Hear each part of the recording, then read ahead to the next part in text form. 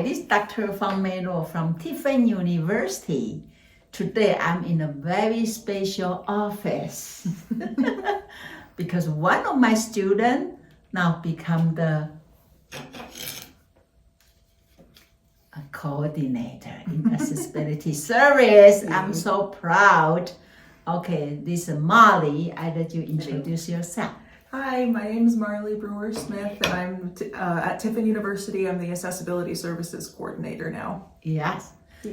She was my student in the Master of Forensic Psychology. Mm-hmm. And she's just so outstanding. So even before she graduated, she already got this job. Yeah. So that's why I want to learn about her more. And so tell us who you are.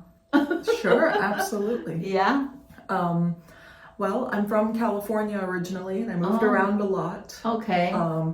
Growing up, just kind of moving around, not really knowing what I was supposed to be doing. Okay. I was a theater kid in high school. I would say that's the first time I felt like I made a good decision. Yes, I like to do musicals. I like to do plays. I cannot play an instrument to save my life, but I sang and what do you mean save your life?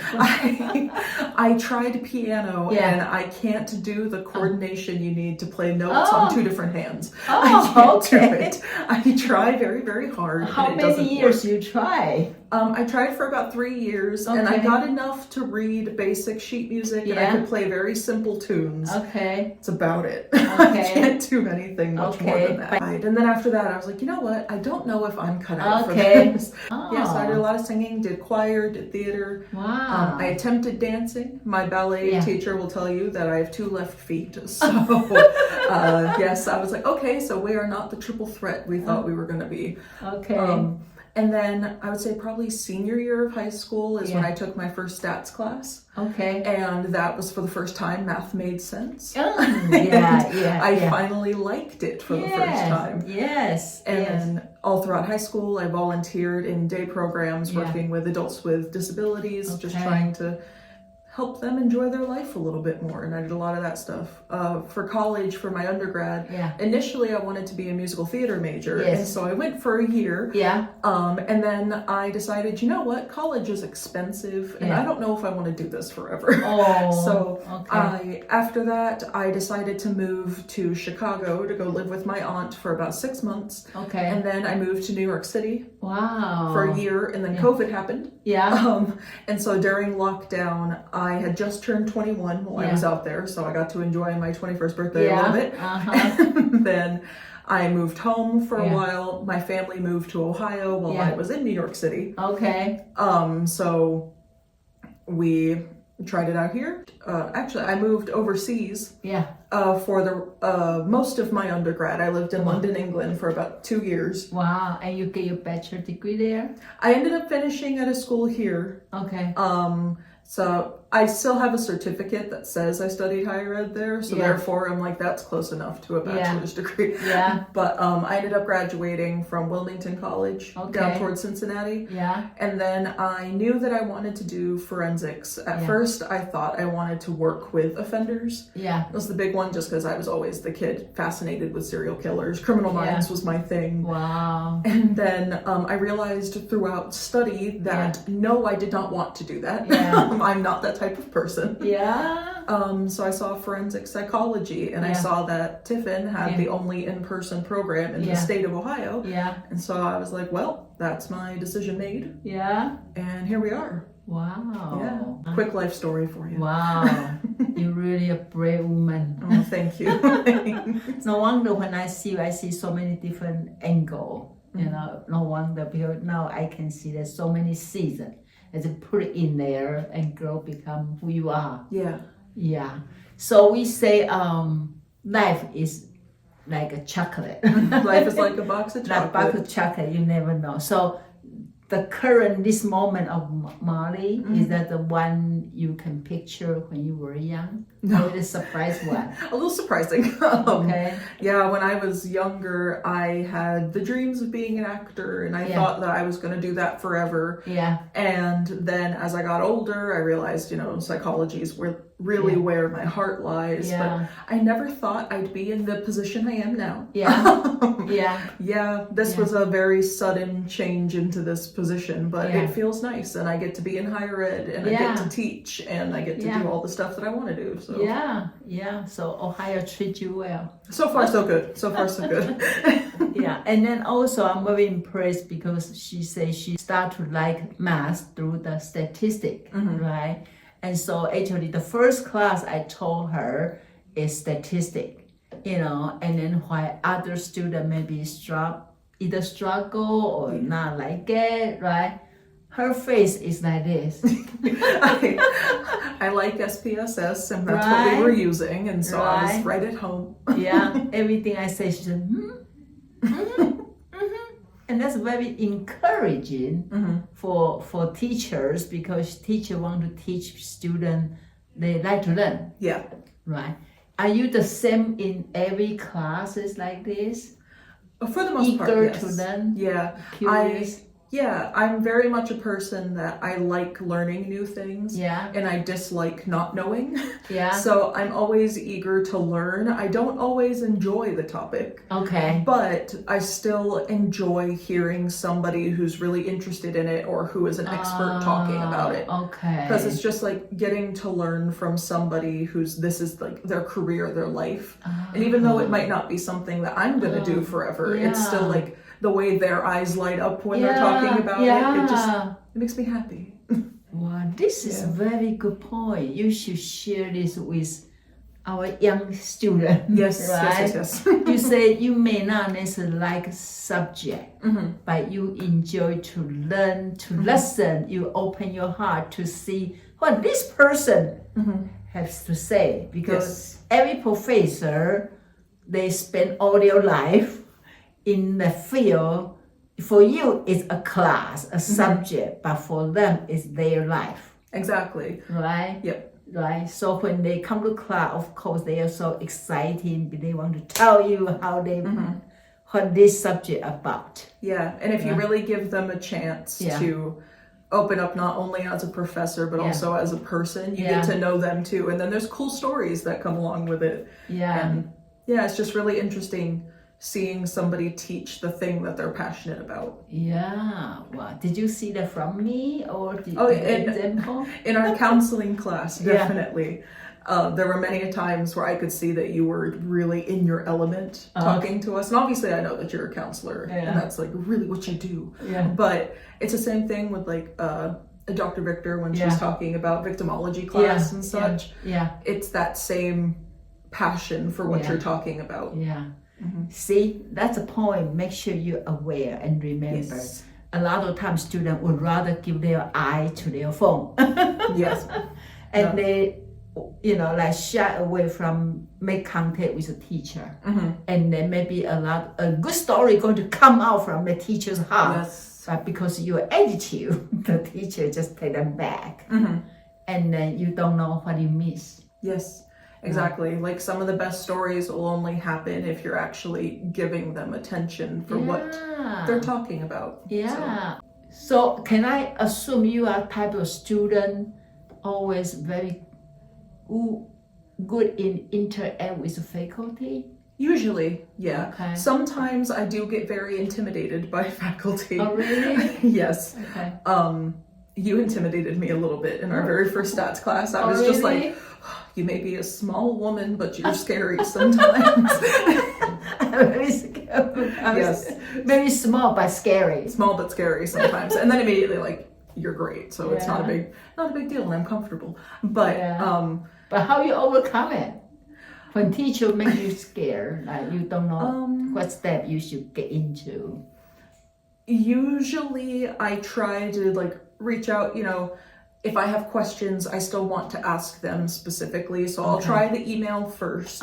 Just so I'm like, okay, I can hide behind my email. But eventually it's not as good as it's going to be when you're going to them specifically and talking. And I think a big part of that is just being that person who's paying attention in class, they realize that you actually want to know what they're talking about versus somebody who just didn't read the syllabus when they talked about it the first time, and you just need to rehear the same thing they've told you 10 times. Yeah.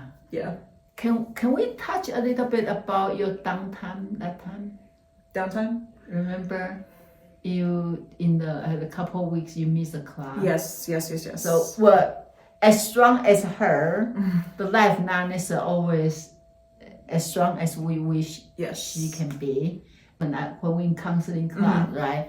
And then I start to notice she missing the class, and I'm kind of saying, that's not Marlee Law. Yeah. Why she miss and then miss 1 time, 2 times? I'm kind of saying, what's going on there?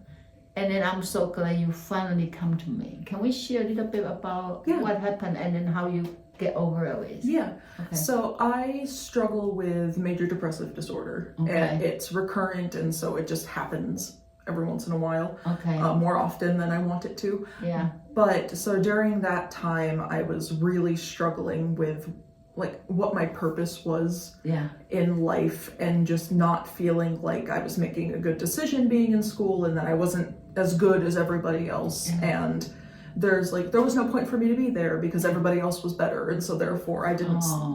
And I had a very difficult time like talking about it, just because I didn't want to like disappoint my professors.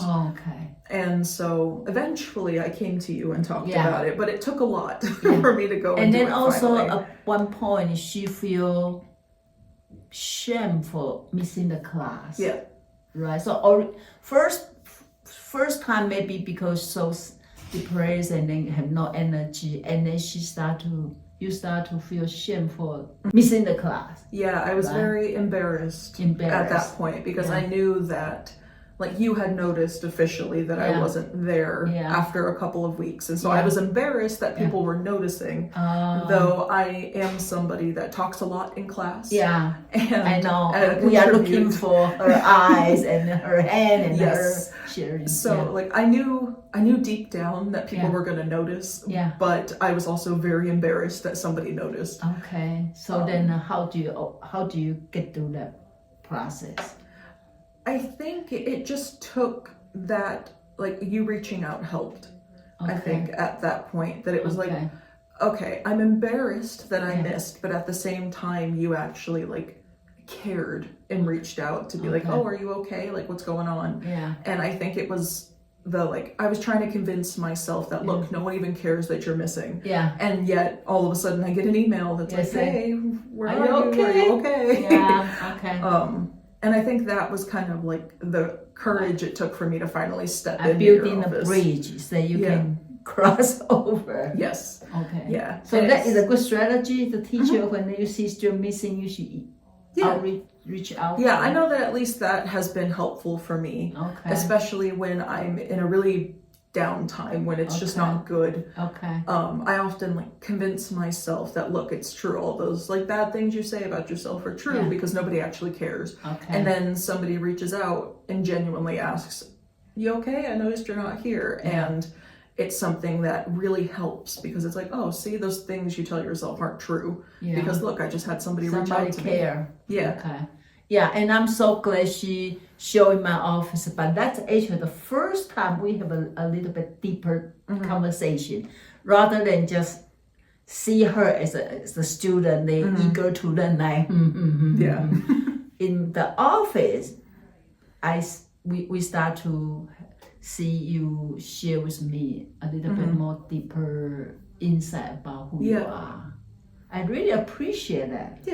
Right? And I just learned that you were a trustworthy person, and I think it just took a while to realize that I could trust to talk about it. And so when I did, it almost felt better to be like, oh, thank goodness somebody knows. But it took a little while, but I always told students that office is very special space for student, and then if student willing to step in or knock the door, right?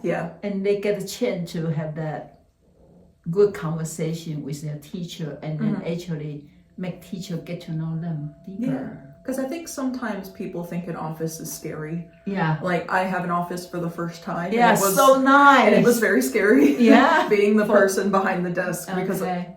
But I also know that feeling when you walk in and you see the person behind the desk, and it is just a little scary. Yeah. But I think when you finally realize that, the person you're going in to talk to is a person. Yeah. Like, it's okay. They're just another person. Yeah. It helps. So with that experience in that time with me, how they help you for your current job? I think just your ease with empathy really helped. Because that is something that I do not want to be a counselor. That is not my way in life.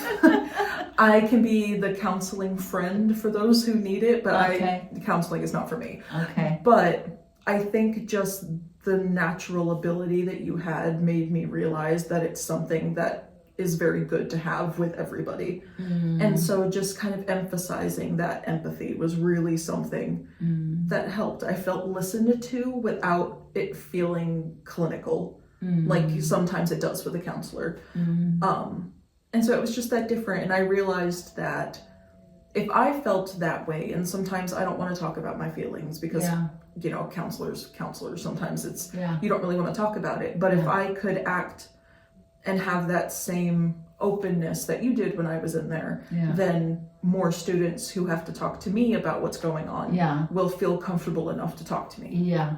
I believe maybe even harder to come to your office than go to faculty's office. Yes. Right? Yes. So I worked as the graduate assistant in here before I officially took the job. Yeah. And it was originally called Disability Services. Okay. And I think a lot of people attached a very negative stigma towards the word disability. Yeah. And so we changed it to accessibility simply so it was a little more inviting. Yeah. And because unfortunately when people hear the word disability, they just think of bad things. And they're like, no, that doesn't apply to me. No. And sometimes I just want students to know that, equal access is something everybody needs. Because it doesn't fit the stereotype of a disability doesn't mean that I can't help. Yeah, I think that's very important. How do you see yourself in this position? I see myself as fairly calm, actually. At first it was a little scary because all of a sudden I was making decisions and I was like, oh my God. I was very scared at first. Yes, making decisions was scary. Yeah. But now it's like I get to see myself as someone that I get to help people. Right. In a way that I didn't think I was going to be able to. Right. Because, I didn't want to be a counselor, so I didn't think I'd be able to help people like that. And now it just makes me happy when I see a student succeed. Right. I just want to create a nice safe space because obviously a lot of people come in here for if they need extra test time and some of the basics, but also just giving them a nice safe space where they can decompress, or if they want to take an exam in a place that just they can take their time, but at the same time they're not stuck in like, oh, you got double time so you get 4 hours, but sometimes it's only going to take me 10 minutes. So therefore I can come in, do it and go and I'm good. But and also let them feel like they have a place to go to. Right. They can hide somewhere. And then I think with your personality, I think they find the right person for this position. I try. And then as we can see from behind me, I'm a big nerd. I have lots of Legos. Yeah. And I like to show them off and talk about it. So I think very proudly displaying that I'm into like the niche nerdy things that people talk about too. That people feel a little more comfortable because I am confidently weird. And so they feel better. And then she also applied this to her thesis. Share a little bit about. Of course, yes. So for my thesis, I was looking at how the public perceives eyewitnesses with autism. And I picked autism just because it's one of the most well-known disabilities. Mostly everybody either knows what it is or knows someone with it. And so I wanted to see how perceptions and misconceptions and judgments about individuals with autism affect like the jury's ability to see them as a good eyewitness. Because ultimately my biggest finding was that as soon as I told people this eyewitness had autism, they immediately found them less credible and less believable, which is what I thought was going to happen, but it's still unfortunate. But it's also a really big talking point, especially in my job, where you just see those preconceptions people have about individuals who need services in any type of capacity. Right. She will graduate in 2 days. 2 days, yep. Yeah, she passed her thesis, and then she will get her master's degree. So this kind of like knew you. Yep. Not only degree and also this position. So is that change your mindset about your future, or what do you see yourself in the future? Well, I want to be a professor. That is the ultimate goal now, is that I've realized I really enjoy talking about what I like. Right. You want to be the person that you admire in the class. Yes. The person. Yes. Because I had been given an opportunity to student teach, and I was able to teach an actual class by myself. And while I did not write the material myself, I was able to talk about it. Yeah. And it just felt nice to then also have those students that look up and they're paying attention and they like what you're talking about. Yeah.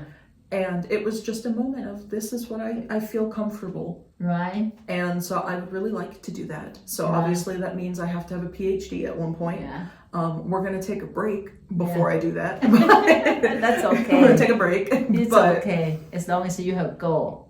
Yes, the goal is a PhD after this. So yeah. And then for all those theater interesting, and then the like to helping people, and then like to share, this all together will make you a good professor. I like to think so. Right? I like to think so. I would hope so. Right. Okay, so if you're a book, what's the title of this book? A book. Yeah. I would like to write a book at one point. Yeah. I don't know what about though, but I think I would like to. But if yourself is a book, if myself is a book, your life is a book.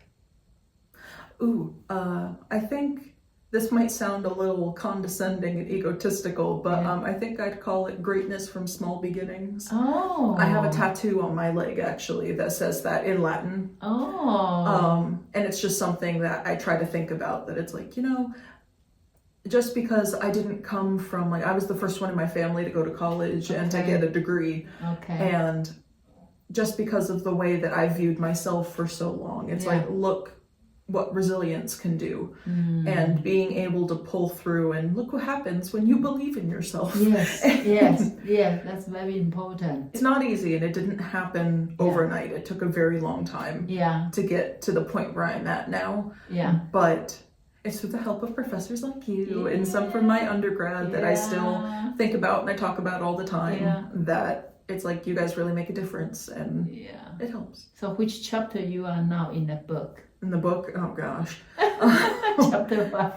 I feel like we're back at chapter 1, honestly. Right. I feel like chapter 1 started again. Yeah. Section 2, chapter 1. Yeah, section 2, Section 2, 1. chapter 1. Yeah. You say start from small, right? Yeah. Every day is just a small step for our life. How soon take you to say yes to this job? Well, I didn't apply immediately, and then somebody asked me, and they were like, so why haven't you applied yet? And they were very confused as to why I hadn't. And I didn't think I could do it. And I didn't think that I would be a good candidate for it, even though I've been the person doing the job for a year. I was like, oh, well then I guess I could do this. So it did take a little while, but once I did it, obviously we're okay now. So sometimes you need a little push. Sometimes you have to push yourself. Just because somebody else isn't going to push you. But even the teacher, we need a student push us too. Yes. We just push each other. We push each other.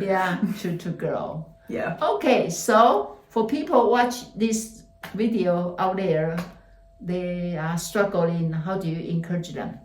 Give them some words of encouragement. I think make sure that you talk to people, talk to your professors, even if you think they don't care, because they do, and they will. Especially, they really care when you reach out. So just always remember, you can talk to somebody who's not necessarily a counselor, but they will be there for you. Especially if it's something temporary or something just happened one day and you're just in a bad mood, just remember to talk to them. And use the resource on campus. Yes, use your resources on campus. Right? Sometimes, a lot of times, students kind of like, oh, what's the door inside? They don't know. Yes. And don't know that all the treasures. Yes, and all the treasures. You can come and see all the Legos. Talk about Lord of the Rings. I'm here. Yeah. All right. These are my plum blossoms, and then my cherry blossom tree with its little tiny frogs instead, and I think they're really cute. This is my flower bouquet. I believe it's a wildflower one. Mm-hmm. My succulent garden, because I can't keep a plant alive to save my life. Yeah, so use Lego. Yes. My lucky bamboo, which has one of the coins in the bottom as well to make sure it's lucky. Yeah. This one's the most recent one. This is the Project Hail Mary, yeah, which does the spinning bit that it does in the movie and the book. Yeah, can you try? Can you show that? Yes, of course. And then it moves, and then it spins. Oh. And then it goes back down. Interesting. Wow, yeah. My gosh. Yeah. And it's real Lego, huh? Yes, it's real Lego. And then how about this house? This one's a lavender farm that has lights on the inside, so it'll light up, and you can see there's a lot going on here. So then we got like a chicken coop down here. Ooh. Yeah. Oh. Yeah. And then we got a whole lot of stuff in here, and you can turn it on, and it turns the lights on. Oh. Yeah, there's a whole lot going on in there. So cute. Yeah. And then I'll turn them back around in a second. But I popped some plants on. And then this is, I cannot pronounce the name of this castle to save my life, but it's the castle in Bavaria. Yeah. And it came with interchangeable foliage, and so I made it autumn. Wow. Yes. And it also had the background. Yeah. Yeah, that's the name. I can't say that. Okay. But yeah, and then it has... Yeah. Yes, it has the name there. Yes. Yep, and then it has, like, in the actual castle, there's a whole fish tank water feature, so it has that as well. Oh. And then there's a bunch of geodes in that room, but I can't take it off very easily, so we're just going to leave her there. Wow. But, yeah, and then my tea station, so. Yeah. Okay. Okay, so thank you so much for sharing. Of course, of course. And then look forward, continue to read your book. Yes, yes. And best wish. Thank you. Okay, thank you very much. Oh, I'm so proud to say this is my student. Yeah. I'm so proud to say that's my professor. Okay, bye-bye. Bye.